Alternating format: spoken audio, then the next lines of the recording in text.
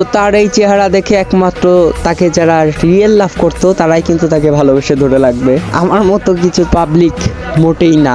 তো এখানে আমরা আরো একটা নায়ক সালমান শাহর ছোট ভাইকে পেয়ে গেছি, যে কিনা আমাদের এতদিন ধরে এরকম একটা টিকটক উপহার দিতে যাচ্ছিল বাট পারে নাই, আজকে সে করে দেখিয়েছে। তার টিকটকটাও তোমরা একটু দেখো, তার থেকে অনুপ্রেরণা নাও। সে নিজেই বলে দিয়েছে মানুষ নাকি তার মতো হতে চায়, এবং লাস্টে আমরা তার কমেন্ট বক্সটাও চেক দিব। তো দেখো তার ভিডিওটা। আমি কেন অন্য মানুষের মতো হতে যাব, যেখানে মানুষ আমার মতো হওয়ার জন্য স্বপ্ন দেখে।